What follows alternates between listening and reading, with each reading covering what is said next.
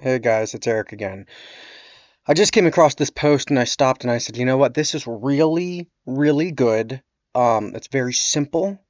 There's not a whole, I mean, there could be a lot to talk about, but there's really not a large subject to cover, and I just want to share it with you. Before I start, I just want to say thanks again for your encouragement and support. No comments last video, please comment. It's not just a YouTube thing, it's a personal thing. A lot of stuff's been going on. If you didn't see my last video, you'll understand what's happening if you go check it out. But honestly, I could really use the engagement with my YouTube audience. Now is kind of a difficult time in my life for me. So if you want to just leave some comments, even if it's just to say, hey, glad to see you back again, anything would be nice to hear. All right, let me know if there's a specific topic you'd like me to cover. As usual, let's get into it. So this person, same group, men only, but she said, I just heard from my boyfriend that he's unsure if he wants a serious relationship because he doesn't want to lose his hobby time for motorcycling.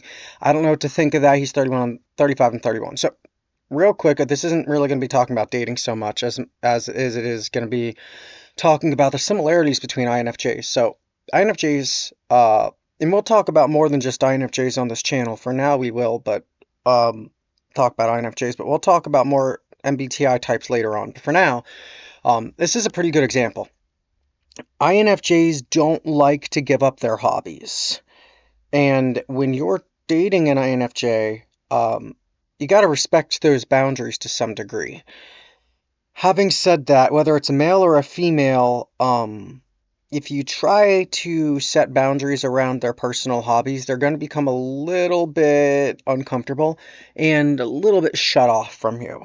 Now, it doesn't mean that they're necessarily going to leave, but the statistical probability is high that they're not going to stay in that relationship.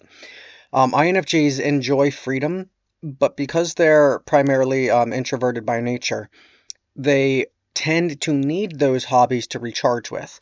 So the best thing to do if you really want to try to bond with a INFJ is to engage, ask them what they're interested in, and maybe shoot a few ideas and open yourself up to engaging with them. It's not something you have to do necessarily to promote that relationship, but it is a very healthy way of establishing those concrete emotional foundations that an INFJ craves.